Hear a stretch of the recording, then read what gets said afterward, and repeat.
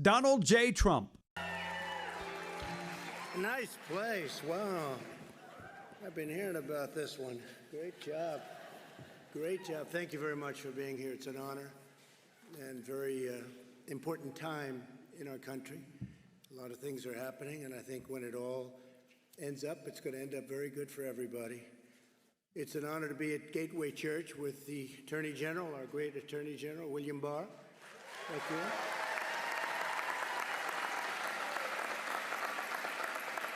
And my friend Ben Carson, who's done a fantastic job at HUD, Secretary. And a young star, Jerome Adams, General. Where is Jerome? Jerome? Along with a lot of my friends out in the audience. In fact, a lot of the great political leaders from Texas, I see. Some great, great friends, and I want to thank you all for being here. Faith leaders, members of law enforcement, so important. We want law and order. We have to have a lot of good things, but we have to have law and order.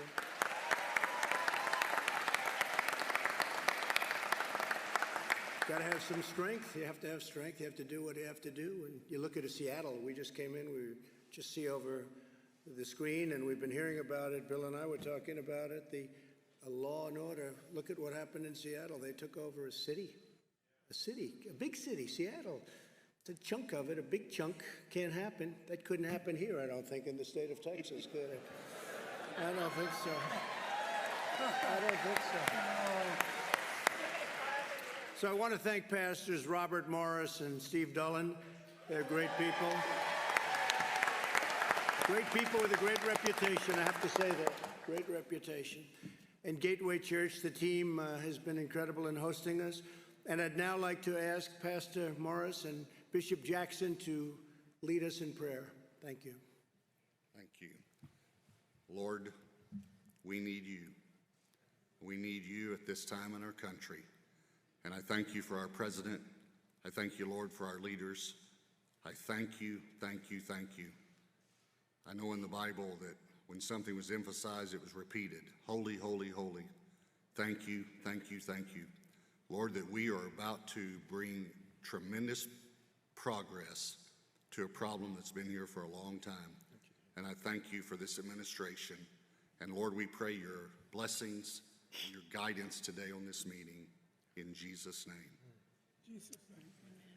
Father, we thank you so much for what you're doing today. You have revealed so many things that are untoward, even evil. But we ask, according to Isaiah 50, verse 4, that you would give us the tongue of the learned, that we should know how to speak to the heart of this nation. Give us a word in season to him that's weary, and waken us morning by morning, God, that we would hear and speak. We have a great, courageous president who's a problem solver. And let him speak as your mouthpiece and act as your instrument. And we thank you for this time. Amen. Amen. Thank you very much, Bishop. Thank you. Thank you very much. I want to thank you, Bishop, and thank you very much, Pastor. That's great. And we're going to be discussing some pretty important things today, I think. It's all important, but the timing of this is very appropriate. This was set up actually a long time ago, but the timing is very appropriate. We are here to listen to community and faith leaders. We're going to be hearing from a lot of the good ones, some of the great ones, but a lot of the good ones, and to present our vision of advancing the cause of justice and freedom. From day one, I've been fighting for the forgotten men and women of America, and I think we've been doing a great job of it. We've been doing a lot in many other ways, but it gets lost a little bit sometimes. Bishop, you know that. It gets lost. We've done so much, and a lot of the things that we've done that we're very proud of gets lost. Like we got criminal justice reform passed, and they've been trying to do it for many years, and they haven't been able to get it passed. We secured permanent and record-setting funding for HBCUs, that's historically Black colleges and universities. It's all done. We created tens of thousands of jobs with opportunity zones. Tim Scott, and we had a great senator from South Carolina that many of you know. He came with an idea, and I thought it was a great idea, and we got it done. A lot of people said that could never happen, but nobody thought it would be successful like it is. Tens of thousands of jobs and investment in communities where that money wouldn't go. And we achieved the lowest black unemployment in the history of our country prior to the plague coming in from China. And we'll get it back again soon. It'll happen soon. That'll happen very soon. In recent days, there's been vigorous discussion about how to ensure fairness, equality, and justice for all of our people. Unfortunately, there are some trying to stoke division and to push an extreme agenda which we won't go for, that will produce only more poverty, more crime, more suffering. This includes radical efforts to defund, dismantle, and disband the police. They want to get rid of the police forces. They actually want to get rid of it. And that's what they'd do, and that's where they'd go. And you know that because at the top position, there's not going to be much leadership. There's not much leadership left. Instead, we have to go the opposite way. We must invest more energy and resources in police training and recruiting and community engagement. We have to respect our police. We have to take care of our police. They're protecting us, and if they're allowed to do their job, they'll do a great job. And you always have a bad apple no matter where you go. You have bad apples, and there are not too many of them. And I can tell you there are not too many of them in the police department. We all know a lot of members of the police. I was listening today, and a friend of mine was on, very important person, said some of the best people he's ever met are policemen, law enforcement people. And they're taking care of people that in many cases they never even met before. And at great danger, at great risk.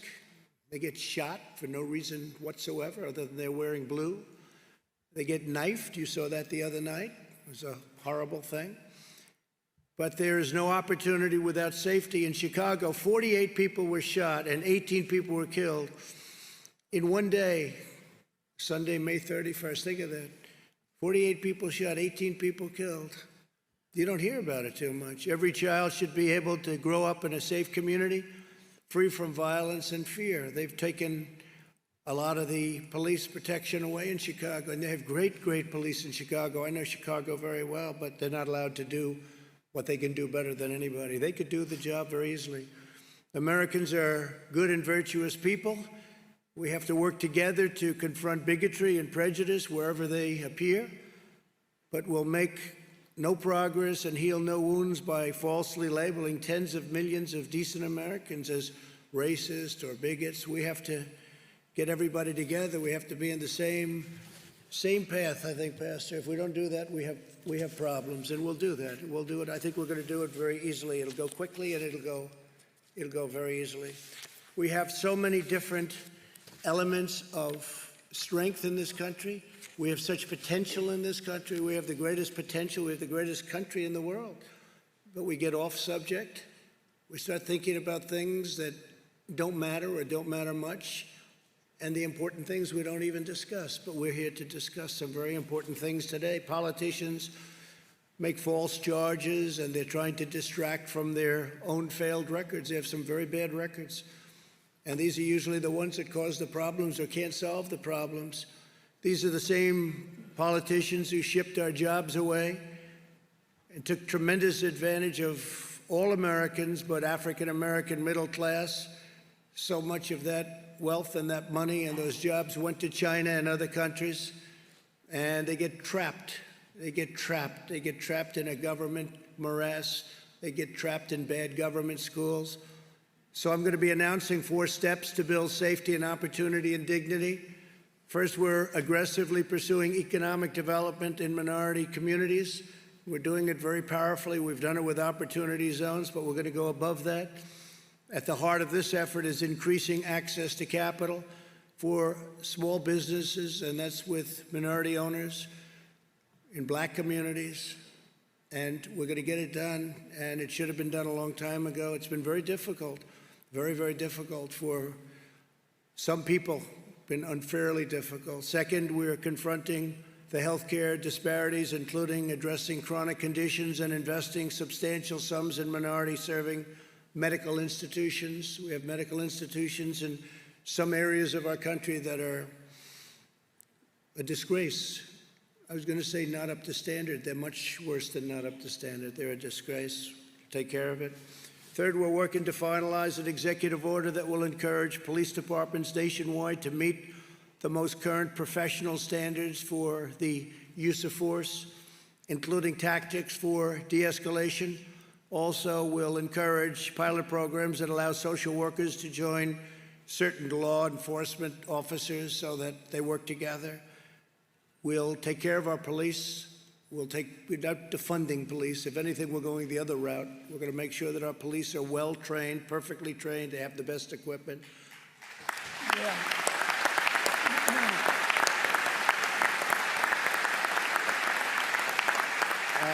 Some of the things that we have heard, because I know a lot of the people in the audience and they're professionals and what they do, and they're successful people, and we're hearing things that are not even thinkable. I've never even heard of this before last week. It was like, it started about a week ago where I heard they want to close up all police forces. That's what their attack on a very liberal governor in the state of Washington is. We want the police force closed. It's not like they want to sort of bring a little money into something else. They want it actually closed. I'm thinking, what happens late at night when you make that call to 911 and there's nobody there? What do you do? Whether you're white, black, or anybody else, I mean, what do? You're dialing and there's somebody breaking into a house and it happens to be a violent person. There are violent people around, Pastor. Even you will admit that, right? Yes. We want to think the best, but you have some very violent people. And when they're breaking into your house at 12 o'clock in the evening and you're sitting there and you don't have a police force, they're actually talking about not having a police force. Well, that's not happening with us. We're going to have stronger police forces because that's what you need. In Minneapolis, they went through 3 nights of hell, and then I was insistent on having the National Guard go in and do their work. It was like a miracle. Everything stopped. And I'll never forget the scene. It's not supposed to be a beautiful scene, but to me it was, after you watch policemen running out of a police precinct. And it wasn't their fault. They wanted to do what they had to do, but they weren't allowed to do anything. It wasn't really their fault, but they were running down the street. They weren't allowed to do what they're trained to do. And they took over the precinct. They essentially burned it down. I'm pretty good at construction. I want to tell you, that was almost what we call a complete renovation, if you're lucky. And it was a very sad thing. I don't think I've ever seen anything like that. But we are very proud of the fact that I called, I said, I'm sorry, we have to have them go in. And they went in, and it was like a knife cutting butter right through, boom. I'll never forget, you saw the scene on that road, wherever it may be, in the city, Minneapolis. They were lined up, boom, they just walked straight. And yes, there was some tear gas and probably some other things, and the crowd dispersed and they went through. By the end of that evening, and it was a short evening, everything was fine, and you didn't hear too much about that location having problems anymore. They went to other locations, and the same thing would happen. As an example, Seattle would be so easy to solve. We have a governor here of a great state. It's called Texas. He would solve it very easily, as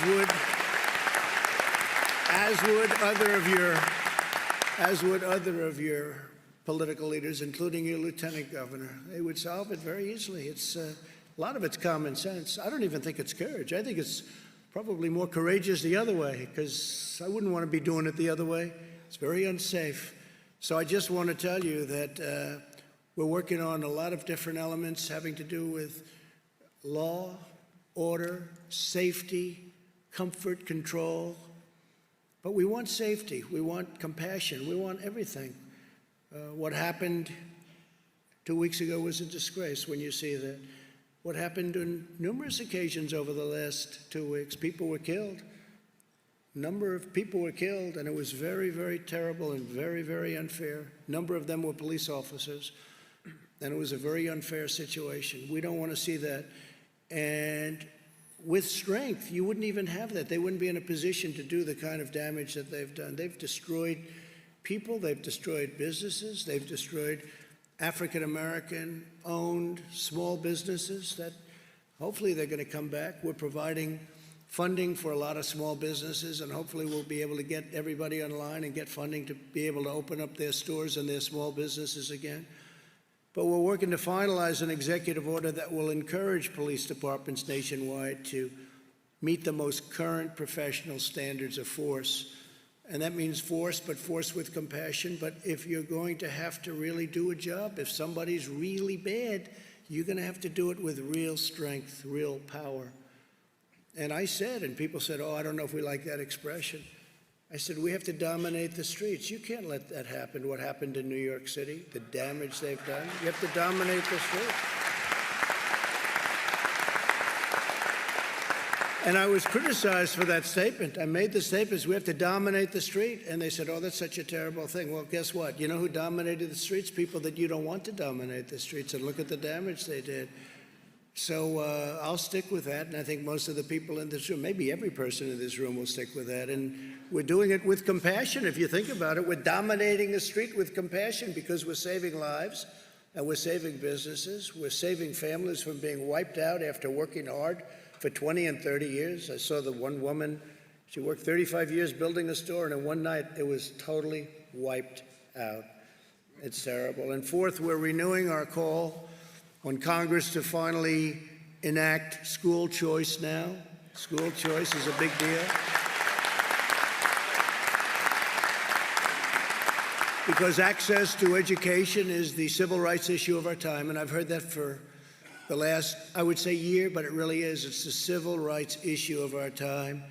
When you can have children go to a school where their parents want them to go, and it creates competition, and other schools fight harder because all of a sudden they say, wow, we're losing it, we have to fight harder, it gets better. So many different ways. But there are groups of people against that. You have unions against it, you have others against it, and they're not against it for the right reasons. They're against it for a lot of the wrong reasons, and we're going to get that straight. Now, we've done a lot of it. We've had tremendous success with choice. We had choice in a lot of ways. We also have choice in the military. You know, before I came here, the vets would wait online, Pastor. They'd be waiting. It wouldn't be acceptable to you. I know it wouldn't be acceptable to the bishop. I know it's going to be acceptable to you. They'd wait for 4 or 5 weeks to get online, a vet, where they were sick, they were feeling badly, and they'd get online and they'd say, there's a 6-day wait, sir. There's a 2-week wait, there's a 1-month wait. And you'd have people online that weren't very ill, and they'd be terminally ill before they got to see a doctor. They'd die. And for years and years, they've been trying to get veterans' choice. That means if you can't get to a doctor reasonably quickly, you go outside, you go to a local doctor around where you live, and the government pays the bill. And by the way, it sounds expensive. It's very cheap by comparison. It's actually much better. Now, most importantly, we take care of our vets. By far most importantly.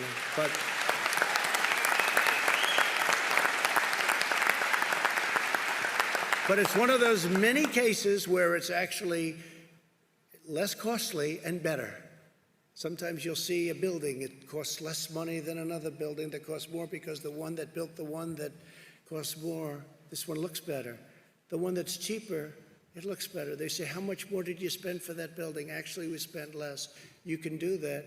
It's called, you have to know what you're doing, if you know what you're doing. That's only good for the real estate people in here, of which there are plenty, by the way. So I just want to thank everybody. This is a tremendous place. This is a great city. This is a great, great city, and with tremendous people and tremendous pride. And I say the same for the state of Texas. You know, your governor came to me and he said, when you had your bad hurricane 2 years ago, I gave so much money to Texas, more. He kept coming, more. How about here? How about... So finally, you know that we took good care of Texas. Is that right? We took such good care of Texas. They were looking for the next hurricane. They said, when's the next hurricane? But they had a big one. And they say you had the largest water dump ever. It just didn't stop. It came in, and you thought it was gone, and then it went back out, and it reloaded, right? And it happened 3 times. And your governor came and he wanted to build a barrier so that water would hit the barrier, wouldn't come into certain parts of Texas. He called me, he said, sir, I just have one more request. This is after we gave $28 billion, sir, $28 billion. I mean, we watch the pennies, but when it comes to Texas, we don't watch them too closely, okay? And he said, Governor Abbott, he said, just one more request, and it's a very small one, sir. We have a way of building a wall. It goes up and down. It moves with the tides. I said, that sounds expensive to me. It moves with the tides, and it's not a lot of money. Could I ask you to do me one small favor and approve it? I said, how much is it? Sir, it's only $10 billion.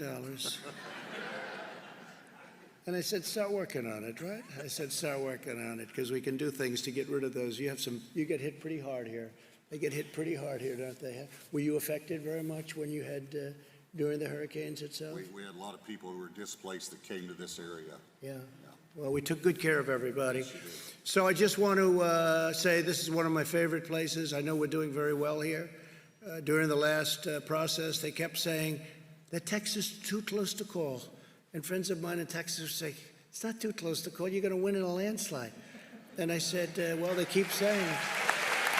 Well, we had one man got on television, actually, and he said, I don't know where you come from, but I don't think this is too close to call. I think he's going to win by a lot. And we won by a lot. It was 8 o'clock, and the polls were closed, and they said, Donald Trump has won the state of Texas. And he said it simultaneously, so. And we're doing good here again. But, you know, one of the things I'd have to say, because this is big oil territory, I think we've done a fantastic job with bringing back the oil in a rapid fashion. That looked pretty bad. That looked pretty bad. You had a case, you had a couple of hours where if you bought a barrel of oil, you bought it for $37, except they gave you $37, okay? There's never been a thing like that ever. Now I see that it's getting close to $40 a barrel, and you're back in business, and we got it done fast, and we got Russia together with Saudi Arabia, and they cut production, and they got it back fast, and we're very, very proud of it. The supply changed rapidly with COVID-19 or whatever you want to call it. I'd never heard so many names. You have about 30 names you can call this thing. I call it the plague from China. It's the plague. And it's not good. And it's not good, and it's could have been stopped. It could have been stopped in China, but they decided not to do that, and we'll have to figure that one out, won't we? So I just want to thank everybody very much for being here. This is a very spectacular place, and I want to introduce Attorney General Barr and Secretary Carson to say a few words, along with the Surgeon General, who has been a real young star in the administration. And please, if I could, Bill, take over, please. Thank you very much. Thank you, Mr. President. Thank you.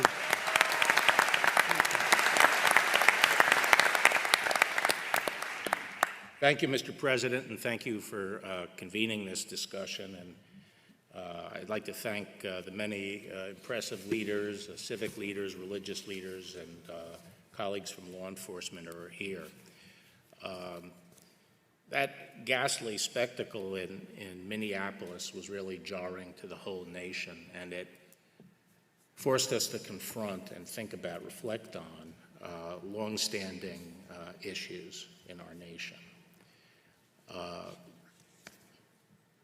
Those issues obviously relate to the relationship between law enforcement and the African American community.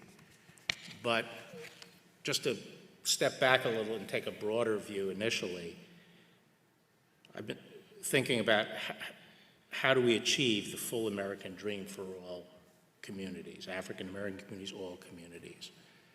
And one of the reasons I'm proud to serve in this administration is because I think the President is moving forward on the critical elements necessary to provide and ensure that opportunity. First and foremost, economic growth. Without growth, there is no opportunity. Second,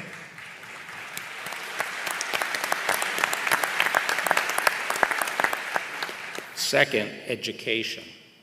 I think Condi Rice said a few years ago, it's the civil rights issue of our time, because without a good education, we are not allowing our young people to seize their opportunities and pursue their dreams.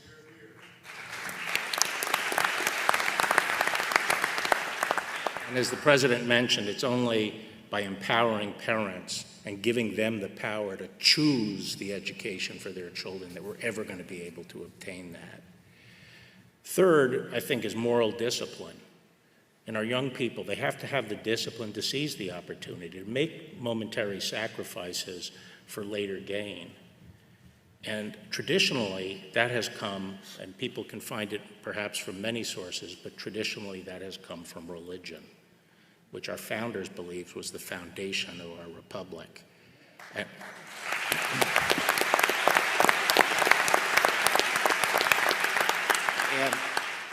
And we have to stop policies that undermine religion or relegate religion out of the public square.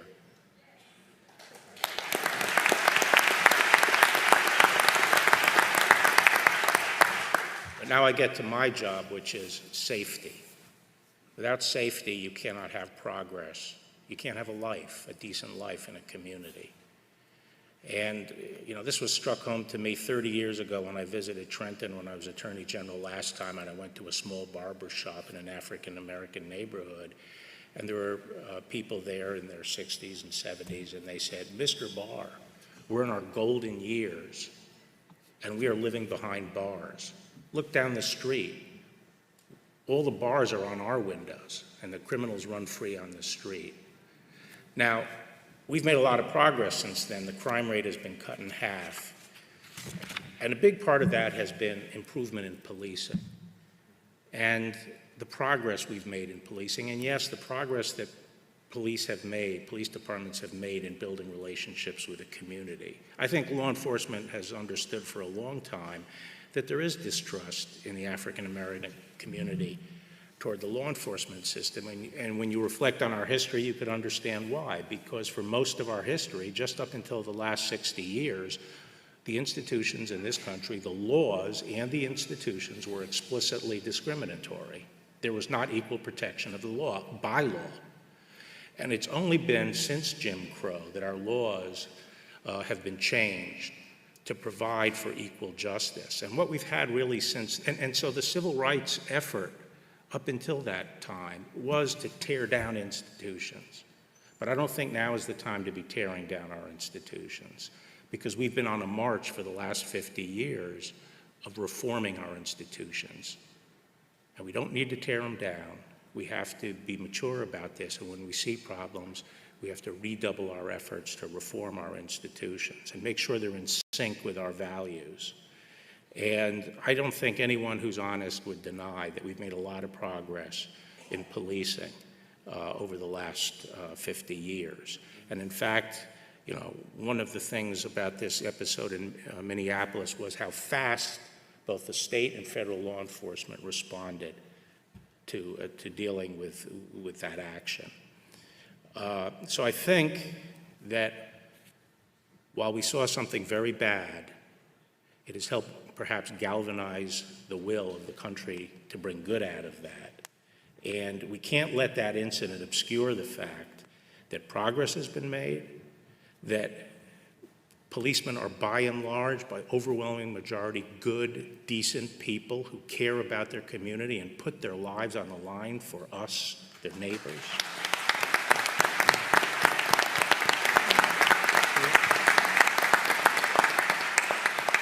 And we can't lose sight of the fact, and can't let this event obscure the fact that the real oppression and danger to our communities comes more from violent crime and lawlessness than it does from the police. Now, we've never had a president who's more committed to reforming law enforcement. And he's done that with the First Step Act and with the first police commission since Lyndon Johnson. And I'm very optimistic about, you know, what we're going to be able to do, given his leadership, but also given the leadership of our police forces, which around the country increasingly have become better and better led. And I think the police profession is itself committed to addressing the issues that we saw in Minneapolis and completing the process of professionalizing policing in this country. And as the president said, we're working on a number of things through the commission that he set up and also through an executive order to propel that process even faster by looking at how we can encourage the adoption of guidelines about the use of force that are acceptable both to the community and to the police profession.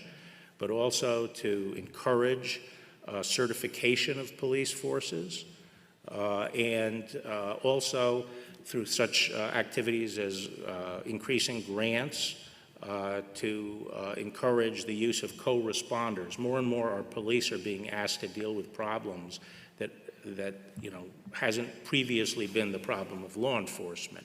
They have to deal with homeless people. They have to deal with a lot of mental health issues. They have to deal with drug addiction, the drug addicts and so forth. And providing some additional support to the police in these areas is going to be important. So let me just say that the Department of Justice is committed to support the President's efforts here, do all we can to bring good out of this bad incident. Thank you. Thank you, Bill. Thank you.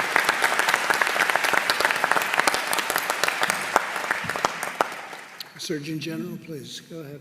Secretary You want to Price is gonna go? Go ahead, why don't you go, then Ben will go. Is that okay? All right. Good, go ahead. Well, thank you, Mr. President. I appreciate it.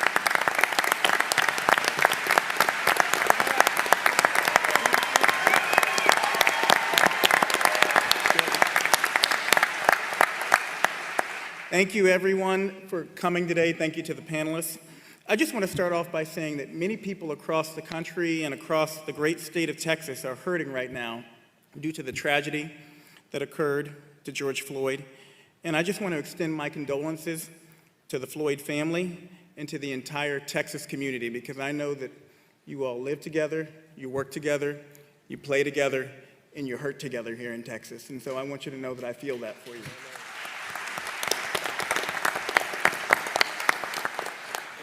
The President asked me to give you a quick update on America's COVID-19 response.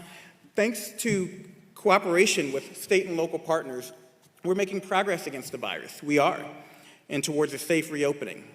Through strong public and private partnerships, America has now done more than 20 million tests. And that number is a big number. It's not just about the number, it's also about how many of those tests are coming back positive. We have a positive rate under 6% nationally. And from a public health perspective, if we're under 10% positive, we're doing a good job. So there's a lot of challenges out there, but I want you all to know that we are moving in the right direction. The data shows that we are moving in the right direction as a nation. And this has happened in part thanks to opening of over 500 community-based testing sites through the work of private sector partners in the United States Public Health Service, which I helped lead with Admiral Giroir. 70% of those sites are in CDC-designated vulnerable areas. That means that we're taking the testing to those who need it the most, to those who are most at risk. We also have testing at 92% of America's community health centers, which predominantly serve low-income areas and communities of color. We've helped equip our frontline workers, our healthcare heroes, with 94 million N95 respirators, 149 million surgical masks, and more than 1 billion gloves. And a large proportion of those supplies, at the President and the Secretary's direction, are going to nursing homes. And I just want to, I see the governor over there, I want to give you all a shout out. Texas has led the way in nursing home testing. 100% of their nursing homes have been tested. They're leading the way in testing people in corrections facilities. Over 95% of people in corrections facilities have been tested. That is something you all should be tremendously proud of.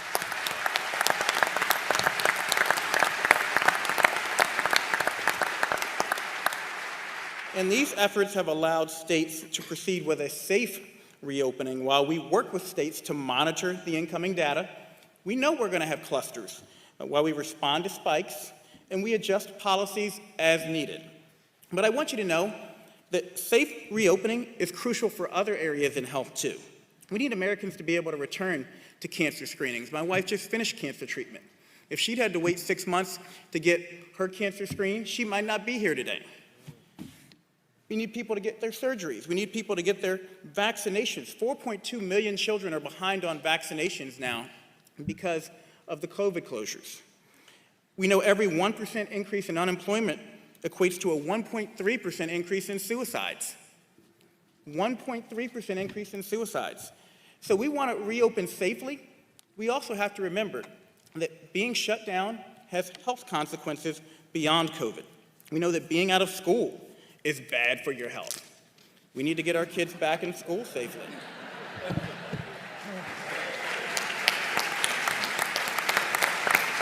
I have a 15, a 14, and a 10-year-old, and so can you tell I've been saying that a lot? But we know that COVID-19 has a tragically disproportionate burden on communities of color. Black Americans hospitalized at 4.5 times higher rates than whites, hospitalization rates 3.5 times higher for Hispanics than whites, and 5 times higher for American Indians and Alaska Natives. The fact is, this virus is exploiting and exacerbating pre-existing health disparities, and these disparate outcomes and opportunities for health are in part the anger, the frustration, and the fear that we're seeing manifest in protests around the country. And that's why it's important for people to know that beyond talking about the problem, at the President's direction, at Secretary Azar's direction, HHS and the White House Opportunity and Revitalization Council, or WARC, are focusing resources on minority communities. HHS recently allocated $15 billion to Medicaid providers and $10 billion to safety net hospitals, both groups of providers that disproportionately serve Americans of color. And I spent the last 10 years working at a safety net hospital, Eskenazi Hospital in Indianapolis. I can tell you, those are the places that are doing the work. Those are the places that at the President's direction we're focusing our resources towards. We're working with the Consortium of Black Medical Schools to fund and scale local efforts in communities that, again, reach communities of color. CDC now requires all testing data reported by states include information on race, ethnicity, and zip code, so we can continue to further refine and focus our strategy on the hardest hit communities. CMS is deregulating telemedicine to make ongoing care for many medical conditions safe, accessible, and convenient for the patients and for healthcare professionals. Again, we can't afford to let people continue to go without their care. And the administration's emphasis on public-private partnerships is allowing us to progress towards a vaccine and treatments at a record pace as a part of Operation Warp Speed. I want to add that SAMHSA has just funded 3 community behavioral health clinics right here in Texas with the CARES Act funding. Some of your congressional representatives are here. I want to say thank you to you all for passing that into the President for signing it to address COVID-19 and behavioral health needs. These facilities integrate mental health, substance abuse treatment, and physical health care in one setting and provide 24/7 crisis intervention services. Another notable mental health awareness training grant is in Austin, where funds are used to train community health officials, including law enforcement, and we have many of them in the crowd today, on recognizing signs and symptoms of mental illness and mental health crises and how to help an individual who's struggling. That's all part of reform. That's all part of reform in the positive direction, giving our frontline workers the tools and the training they need to be able to take care of these difficult situations. As Mayor Sylvester Turner said at George Floyd's funeral, we must encourage business leaders to invest in our underserved communities, and that's what the White House Opportunity and Revitalization Council is all about.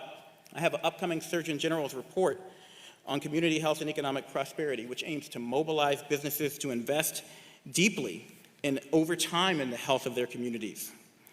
Finally, to focus on chronic conditions that disproportionately impact Black and brown people and may worsen because of COVID, Secretary Azar has instructed my office to accelerate the release of 2 calls to action, the first on maternal health, addressing the fact that women of color suffer more complications and a much higher risk of dying around childbirth. Black women are 4 to 5 times more likely to die around childbirth than white women. Native American women are more likely to die around childbirth than white women. And that's after you control for income, after you control for education, after you control for every known factor that we have. My second call to action is on hypertension control for all Americans. Hypertension is common, it's costly, and it's treatable, and yet control rates are low and stalled, especially in communities of color.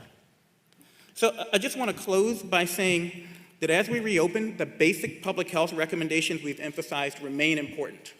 We've flattened the curve, but that doesn't mean that COVID has gone away, that it's any less contagious, that it's any less deadly to vulnerable communities. So if you don't want to listen to me, listen to Hall of Fame pitcher Nolan Ryan. Nolan Ryan filmed a PSA at the governor's direction, and he said, number 1, wash your hands. Wash them more than you've ever washed them before in your life. Number 2, follow your local and state guidelines around social distancing. This virus likes to spread person to person.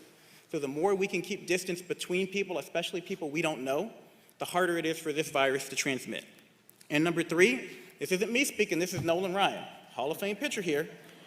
When you're in a public place where it's difficult to keep a distance, like the grocery or pharmacy, the CDC recommends wearing a face covering to protect your neighbors in the event that you have COVID and you don't know it. Up to 50% of people who have COVID are asymptomatic.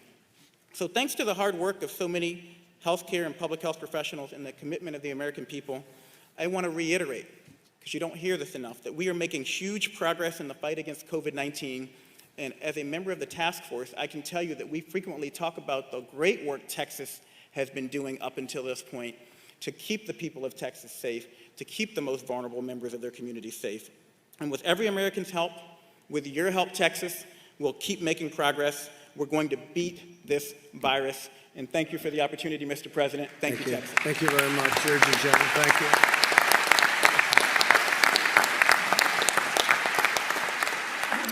Ben Carson, please, Ben. Okay. Well, thank you, Mr. President, for your leadership and your courage. I don't know of anybody who could stand up to all the criticism you get every day. 24. Do we have a joke? Thank you.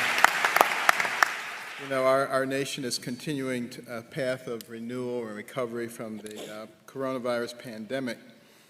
But since the beginning, the President has talked about being a champion for the forgotten men and women of this nation. That's exactly where we've been concentrating. And it's been an honor to serve in an administration with that goal. And I'm excited to see America beginning to bounce back. The infrastructure, the economic infrastructure of our country is very strong, secondary to the abolition of multitudinous regulations and targeted tax cuts. It's still there. That foundation is there, and we will be able to get back on that track pretty quickly. But to help speed this rebound, the White House Opportunity and Revitalization Council was formed to really help the long-forgotten communities achieve economic opportunity. And it has been refocused at your direction to help America's hardest-hit communities achieve economic recovery, overcome health disparities, and thrive through educational and workforce advancement.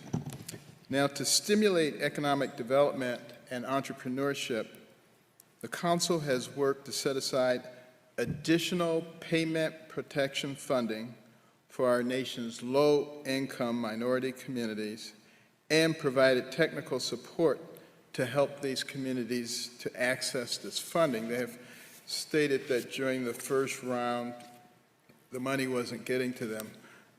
We are addressing that, and I want to thank all the different agencies. Virtually every governmental agency has contributed significantly to refocusing and addressing these problems.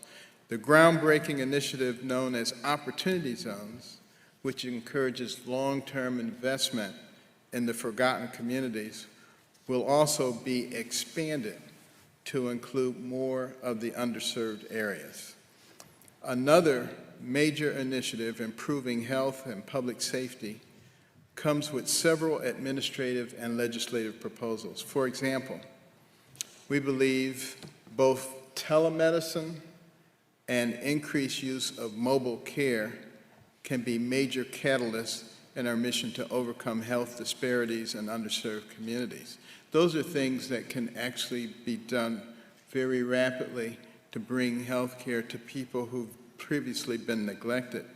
And to further this effort, we're also committed to reforming the infrastructure of our public health data system, addressing chronic conditions in at-risk populations, and working to address food insecurity in underserved communities. That means healthy foods at reasonable prices that are accessible. But one of the things that I just mentioned, the data collection, we have 50 states and we have territories in Washington, D.C., and we have all of those many different healthcare collection systems. And we are working to homogenize all of that, and will make it much easier for us to identify quickly health issues and to be able to address them very quickly. Other legislative proposals such as advancing national broadband access, and investment in minority-serving medical institutions will also play a major role in improving the well-being of these forgotten communities. Making sure that we have broadband access will give access to remote learning. We will have the possibility of taking the very best biology teacher, and instead of putting them in front of 30 students, putting them in front of 1 million students, so that those students who've been neglected during all this time and relegated to places where they're not getting an appropriate education will be able to access those things. But to guarantee the fruits of these efforts and that they're long-lasting, we understand the need to go forward with a long-term view through our focus on education and workforce development. Education and workforce development is what leads to real independence for people. And the Council supports empowering disadvantaged students with dual enrollment opportunities, the creation of new short-term education and career pathways, and increased access to capital for our nation's HBCUs. School choice measures, presidential scholarships, and second chance Pell Grants to reintegrate formerly incarcerated individuals are initiatives that will prove valuable investments in our country's human capital. And we must remember these innovative new approaches in education and workforce development are nothing less than an investment in our future. We only have 330 million people in this country. Sounds like a lot of people, but compared to China, it's a quarter of what they have. India, it's a quarter of what they have.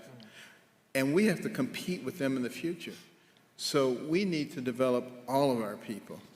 And, education in particular played a big role in my development. I was not a particularly good student, and that's putting it mildly. Everybody thought I was stupid, except my mother. She was always saying, Benjamin, you can bring home much better grades than this. But I would agree that I could, but I didn't. But interestingly enough, my mother studied the homes that she cleaned as a domestic. She came from nothing, my mother. 24 children, got married when she was 13, dire poverty, discovered her husband was a bigamist. But she was still smart enough to study those people who had these beautiful homes, and she figured that the reason they did so well is because they were well educated, and they read a lot, and they didn't watch a lot of TV. So she came home and imposed that on me and my brother. And we were not happy campers, let me tell you. If it were today's world, we would have called social services and they'd taken her away. But what a difference it made, starting to focus on education, starting to read books, to read about people from lots of different backgrounds, entrepreneurs and scientists and explorers and surgeons. And I begin to recognize that the person who has the most to do with what happens to you is you. It's not somebody else. And nobody can stop you once you decide that that is the case.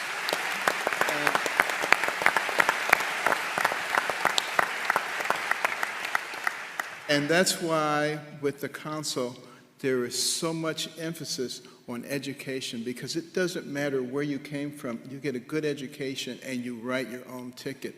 And we must reject those people who are trying to prevent school choice, who are trying to prevent the presidential scholarships, all the things that are there to empower people.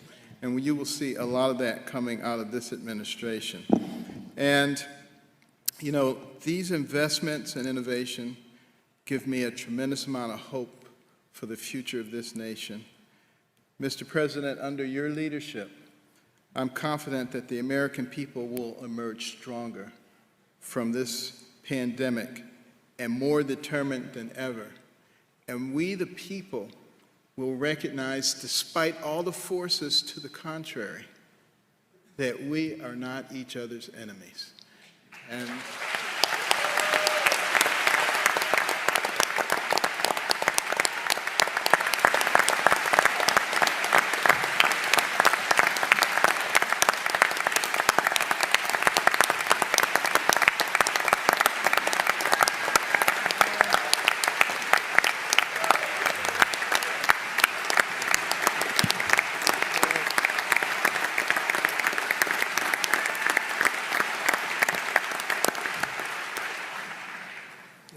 Thank you, Ben.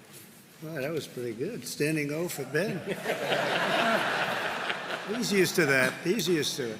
Great job, Ben. He's done a fantastic job at HUD, I have to tell you that. How about Scott? We'll go quick, Scott, so we'll get something. But Scott Turner is, he's a star. He's a young star. Go ahead, Scott. Well, thank you, Mr. President, and thank you for your leadership and giving me the opportunity to shepherd the White House Opportunity and Revitalization Council. And so thank you. And it's also been a great joy to work on a daily basis with Dr. and Secretary Ben Carson. And so, Dr. Carson, thank you for your leadership and your trust and confidence in me. I just want to deliver some good news along with Dr. Carson and everyone on the panel. You know, oftentimes you don't hear about the work of opportunity zones, but the Tax Cuts and Jobs Act that the President signed into law in 2017 created the Opportunity Zone Initiative. And the President created the Opportunity Zone Council. And that council was made up to take 18 agencies, 15 federal and 3 state and regional partners, and move in a singular motion to direct resources into our most distressed, vulnerable, forgotten communities. And with this, and that is, it's a tremendous time. And so our agencies on the council direct these resources. We found 270 action items to go directly into distressed communities to help the vulnerable people of America. And we've built tremendous coalitions, partnerships on the ground. We've been to over 60 cities. I've been to every one of them over the last year to visit people on the ground, education leaders, faith leaders, community leaders, business leaders, elected officials, Democrat and Republican. See, the thing about poverty, it doesn't care what party you are.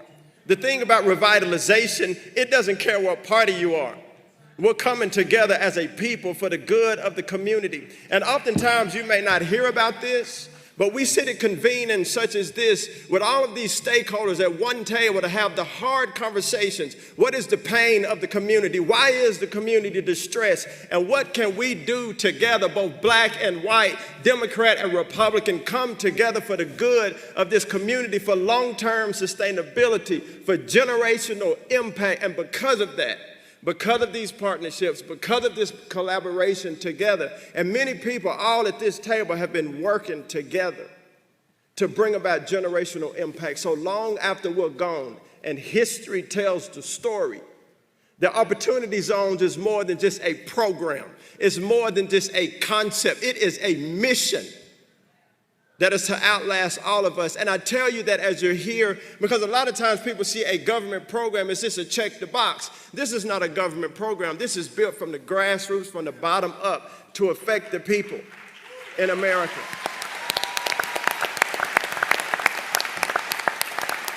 And lastly, Mr. President, I would say tens of billions of dollars have been invested inside of Opportunity Zones, public-private partnerships.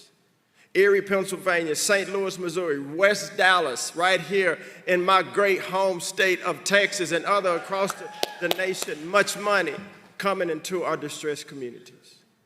And I say all that to say, even though you don't hear about it often, we have put our hand to the plow and our feet to the ground.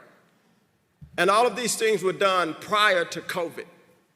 But I want you to know that right now, and post-COVID, that our spirit remains the same, that our heart is set, our face is set like flint, our mission is not done. But we're gonna need all of you to pray for us, to walk with us, to convene with us, to invest, to teach. And so, Mr. President, thank you. Dr. Carson, thank you. And to all of my colleagues at the table, thank you for your support. It's been a great honor. Thank you very much. That's great. Thank you, Scott. Thank you, Scott. Great. Do you want to say something? Please, Pastor, please. Well, thank you, Mr. President. I just was thinking about that 30 years ago, I was serving as associate pastor at a small church, and I asked Bishop Harry Jackson to come and teach us on race relations, to teach us what we didn't know, because we don't know what we don't know. And now 30 years later, Bishop Harry and I are setting on each side of the President of the United States.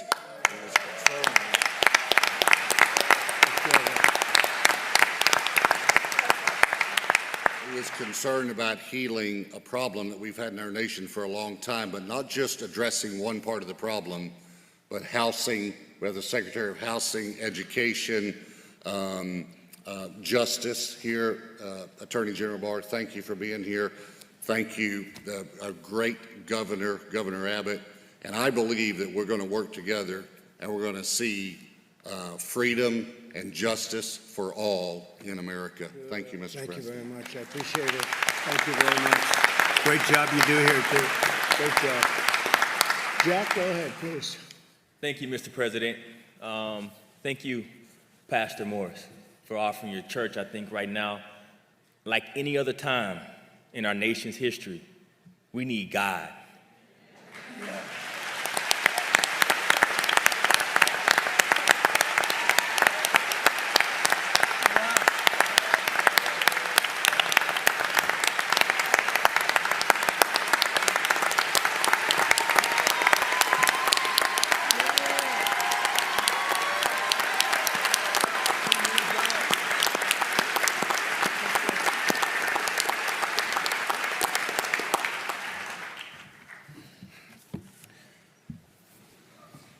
I'm praying to the Holy Spirit to put words on my mouth right now, and I want a nation to hear me.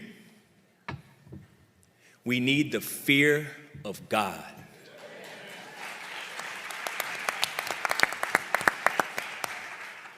Mr. President, you're the only Republican I've ever voted for.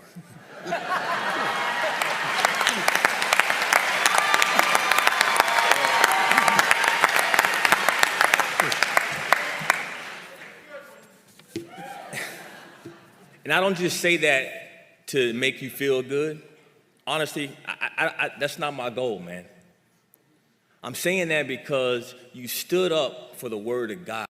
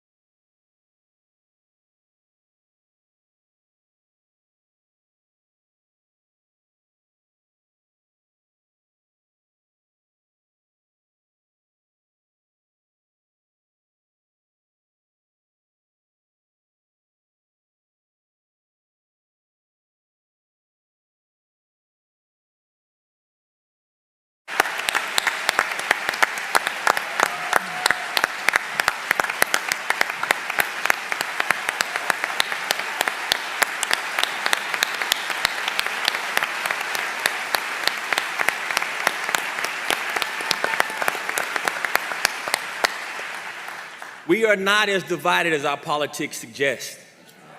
We are not as divided as our politics suggest. But I tell you what, this president, when I walk into my prisons, I'm blessed. I teach in prisons across our nation. Men who are broken, the most broken men in our country. Our Bible teaches us to serve those in prison. Our Bible teaches us to serve the poor. And when I walk into my class and I say, guys, raise your hand if you've gotten your sentence reduced from the First Step Act, and every single one of them raise their hand. That's because of you, Mr. President, and that's because of policy. But you're brave enough to go against what everyone else has said about you. Now I'm calling on you to do more.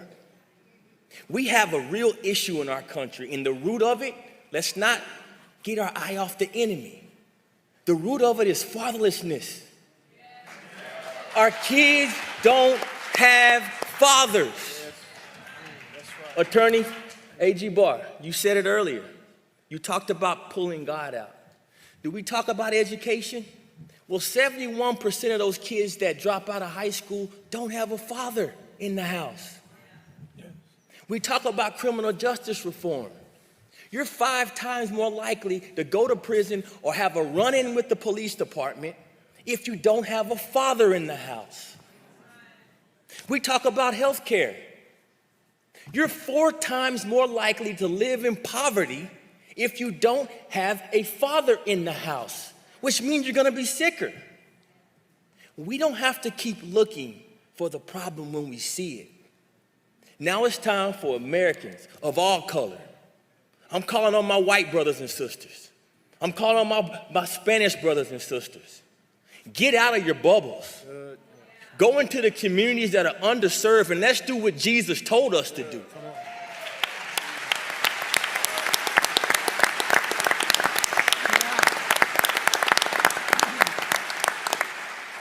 We can bridge this gap of fatherlessness. All we got to do is go out of our bubbles, go bridge the gap with these kids, teach them what you teach your kids. We all have rooms in our homes for a couple little boys to come in and play with our sons and daughters. Let's bridge the gap through love, through Christ, and through being what we all know we are, and that's one America. God bless America. Thank you very much.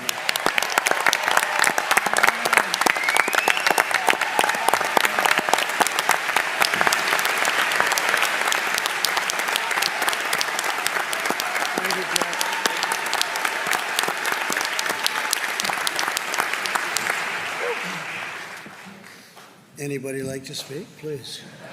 Anybody? Who goes after that? Mr. President, I'd like to speak.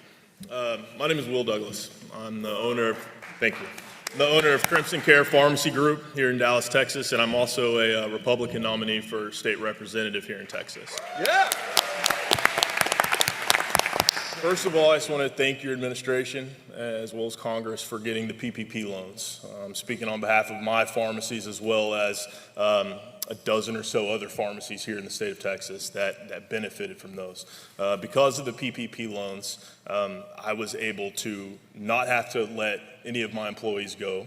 And in fact, I was able to hire additional employees because our business model had changed overnight. No longer could customers come into our store, they were having to go through the drive-thru, which created a whole litany of other issues. So for that, thank you. The reason why I'm running for office is because, to me, capitalism is the most important thing. Capitalism has created this bastion of free market enterprise that we have here in Texas, with Dallas being the crown jewel. And I'm afraid that we're going to lose that system that lifts people out of poverty. I was on a call with leaders in the black community here in Dallas the other day, and one of them said something to me that has stuck out, or that did stuck out, and I can't let it go. And that's that, I think he said it was an African proverb, but that a child that is not embraced by the village will burn that village down just to fill its warmth. As Republicans, we have to find ways to make capitalism embrace the people that it's left behind. Because if we don't, the next time, it won't just be villages and businesses that are being burned down. It will be this system that has lifted so many people out of poverty. Thank you.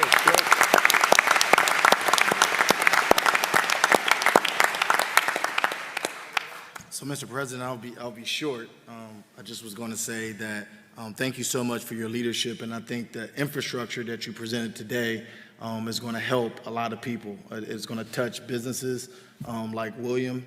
It's going to keep communities safe with the partnership of these law enforcement officials and the partnership with these ministers that we have and advocates like John Ponder and Jack Brewer.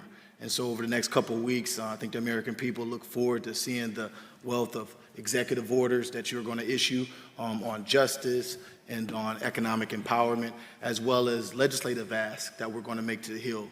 But we all need your help, every locality, every group or organization, because it's really about bringing us all together. That's the secret ingredient, and it has to start at the local level. It starts at the local level because you are closer to the people, and we want to create that infrastructure and give you the tools to help you do what you do best, and that's help people prosper. So thanks again, Mr. President. Thank you, Jerome. Thank you very much. Thank you, Jerome. Mr. President, I'd like to say thank you for putting this together in our state of Texas, right here in Dallas. A lot has happened in the last week. I'm one of your officers here in Dallas. I'm also one of your commissioners on your law enforcement administration with Attorney General Barr. And I can't thank you but how far we've done for that. I also have to say thank you to our great governor and our leadership that's sitting right there. Without them, we don't make this state, and don't make this state great. We've had some challenges because of what's happened with COVID, but I want to give you an update of what we've done on the commission so far, where we've had 9 full hearings throughout this entire time. That's 35 panels, 125 witnesses, 190 written statements from individuals and interest groups. Our civil rights and community engagement organizations that we've asked to attend have no-showed. And those are the ones who can make the biggest difference when you're putting together any type of reform, because they need to be the voice to come tell us what we need. Law enforcement today is not what it was yesterday. In my 25 years, we've watched it propel to where our training is what we need the most. And with this bill, you're going to see, or with this commission, you're going to see so many reforms come out of it. It could not have come at a better time. We can't take back what happened in Minnesota. Not one officer that saw that, or federal officer that saw that, said that was the right thing that happened. It was malice, and none of us we condemn it. If I could have traded places with Mr. Floyd, I would, because I would die for everyone in this room, because that's our job. And if I could trade places with any one of those officers were there, I would have done that too, because I wouldn't have let that happen. And I have to say this to the citizens that we serve and the citizens that are listening. We see you, we hear you, we are with you, and we're going to make this better. Thank you very much. Thank you very much.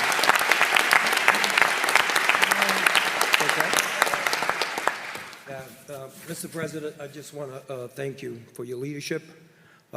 Echoing sentiments of some of my colleagues up here today, thank you for your stance on criminal justice reform.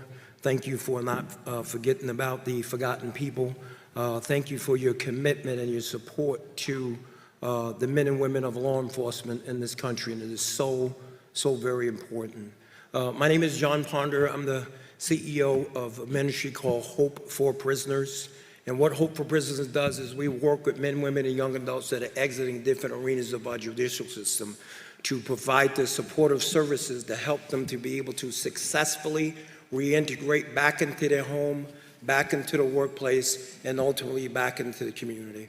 And Mr. President, thank you for coming out and attending the graduation ceremony for those 31 men and women who were released from prison. I cannot tell you the wind that was beneath their wings, because you came and spoke life into them. And they're on a whole new vista of life right now because of that. Great job. Great job.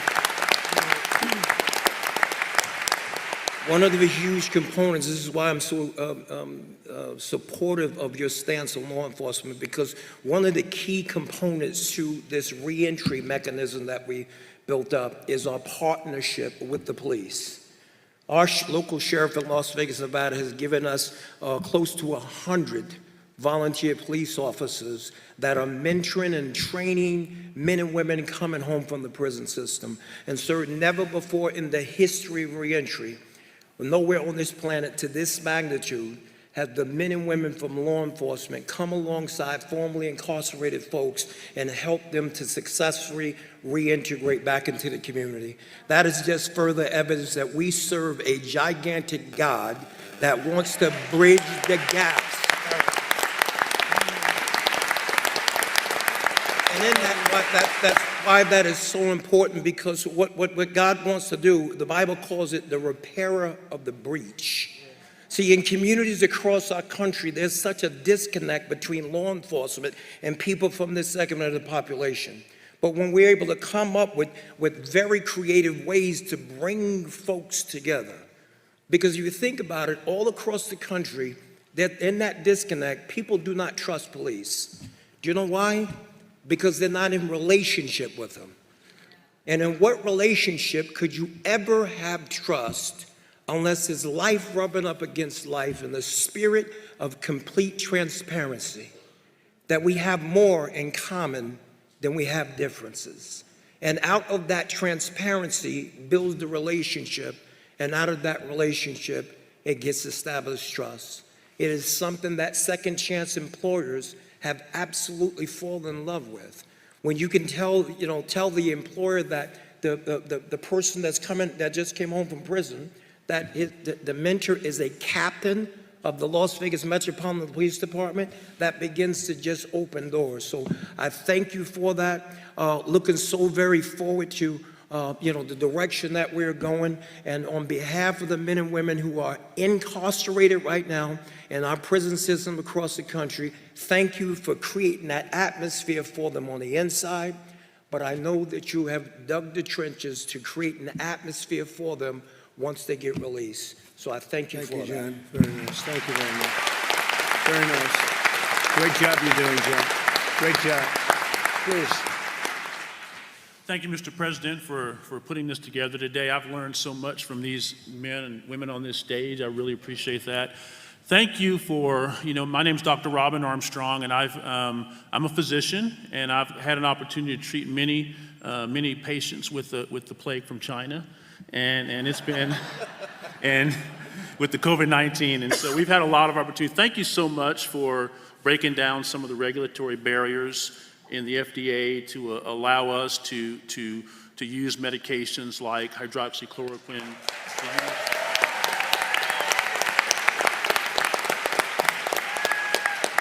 and to use medications like remdesivir and plasma infusions and all those medications that are coming online now. Thank you so much for that. It's been, I had the opportunity to, we had a nursing home in South Texas that had an outbreak of COVID-19, and we saw a lot of nursing facilities around the country that were having horrible outcomes and many deaths. And what we decided to do was commit to this facility and use a medication that you are familiar with, hydroxychloroquine, and we saw tremendous outcomes. And it was with the help of some of our elected officials, our lieutenant governor and the state senator, we were able to get access to those medications. But one of the more frustrating things I've seen has been the resistance of some of the regulatory agencies to be more open to using that. I believe that, I certainly know that COVID-19 has significantly adversely affected the African American community. And I really believe that had there been more of an openness by the regulatory agencies, certainly by our medical boards all around the country to use medications like hydroxychloroquine, I believe more lives could have been saved. And so I really, I want to thank you for bringing that issue to the forefront, because I believe that it did give us more access to medications. And so it was helpful for us. I believe it saved lives. I believe we could have saved more lives. But I just want to thank you for the work that's been done. Regulations, and you've really broke down a lot of barriers and regulations in the business community. Certainly, I would appreciate what you've done on attempting to repeal Obamacare and all the efforts you've made towards that. That's certainly going to improve access to care. And so I just want to thank you for all you've done, but we need to do a lot of work going forward to make sure that we minister to those who are most vulnerable. And so we really appreciate that. Thank you for all the work that Secretary Carson has done and Secretary Azar has done and our Surgeon General here has done. Thank you for allowing them to have the freedom to be able to innovate and do things and look at the data and make decisions. And so we really appreciate that. And thank you so much. And physicians are very supportive of you. We're really supportive of everything you've done to help bring this very inexpensive treatment to the forefront. And so thank you very much. Thank you very much, Doctor. Appreciate it. Thank you. Please. Mr. President, thank you for this opportunity. I'm humbled to be here. I'm Chief Dooley, Glen Heights Police Department. My experience is based on serving in a large department and a small department. And I can tell you that there is some phenomenal police work being done out here, across the board. But there's also some inconsistencies in our procedures, our policies, our hiring practices, our termination practices, our disciplinary practices, and I strongly support the need for standardization based on best practices for all police departments in our country.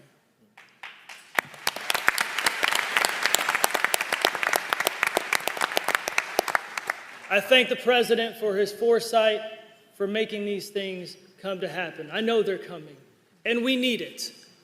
We are a country of very good departments, but we need to be a country of great departments. And this message today is about the transition to greatness. We have an opportunity in this country to transform the future of law enforcement. But we need to make sure that we have a relentless pursuit of dedication to public service at all times and at all levels. Specifically, national consensus policy on use of force, every chief would be in support of that. Mandatory participation in a national use for database, use of force database, yes, it needs to happen. Development of national statements for discipline and termination of police officers, that needs to happen. Development of a police officer decertification database, yes, we need to be able to get those bad apples out of our industry. So what happened will never happen again. We need to enhance the police leadership and culture, and it starts at the top. We have some great leaders in this country, but we can always be better. We can always continuously improve. We need to implement improved recruitment, hiring, and promotion practices that are dedicated to having officers that are relentlessly pursuing the service of not the community, but our community. It's about not dividing us, but uniting us, and understand that we come from the community. We need to enhance the ability for police agencies to implement effective discipline. We need to make sure that we have policies that establish a framework for a community policeman engagement that fully embraces that police officers serve, protect, and connect everyone in our community so that we all can become better. We need training. This is not the time to defund police departments.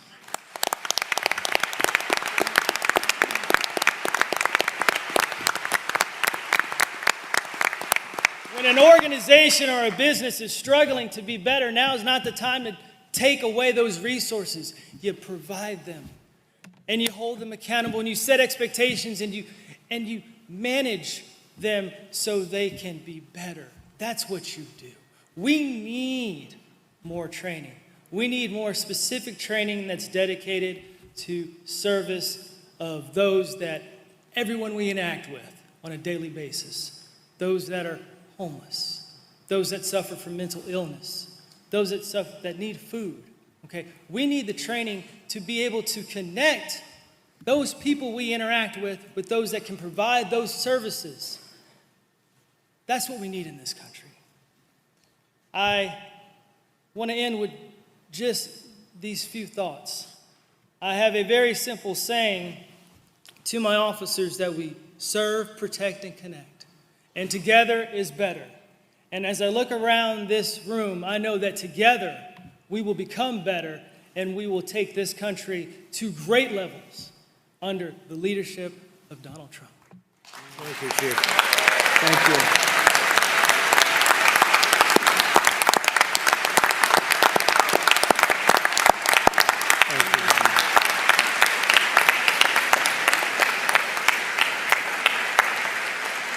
Thank you very much. That's beautiful. So it's time to say goodbye. We'll be back. We'll be back. And I just want to thank Bishop. You've been my friend for a long time, and I appreciate everything you've done and everything you've said. A great unifying source of strength and everything else, and I appreciate it very much. Thank you. Can I add one last thing Please. before you leave? Please. I'm tired of people blaming the current administration and others in our generation. These problems began many years ago. And what has been exciting to me is it was the church that began the abolitionist movement. Yeah. It was the church and whites and blacks working together that started the NAACP. They didn't have a black leader at the beginning of time. It was the church that led through in the civil rights movement. So I want to offer you my support in these listening sessions in that the church needs to come together. I believe we can unify better than any group. And what we're looking for you to do is to give structural guidance, which you're working on, and you've already brought forth some amazing things. But I want to affirm that Democrats can't kneel down and wear kente cloth and stop black pain. Republicans can't take some one-time act and stop black pain. But I believe we've got a man here who's courageous enough to begin something that's tough and that we're going to this time heal. And so I weep over this. I pray for you, as you know. Thank you. And we believe that we're going to get it right. I got to say one last thing. I lost my late wife a couple years ago. I found out in dealing with her that sometimes you just got to listen, feel her pain. If you try to fix it too early, you're going to make a mistake. Sure, listening sessions are wise because it's going to give that cathartic process a chance. So I didn't want to take up too much time, sir, but I wanted to say that the people here, I challenge you, Christians, black, white, Asian, let's come together and let's provide a safety net, and then we'll work with business, and then we'll work along with the administration, but don't push them out here up front and say, fix it now, fix it now, fix it now, fix it now, because it's never worked that way. Thank you, sir. Thank you very much, Harry. Appreciate it. Thank you very much. Thank you very much, Pastor. Fantastic job you did.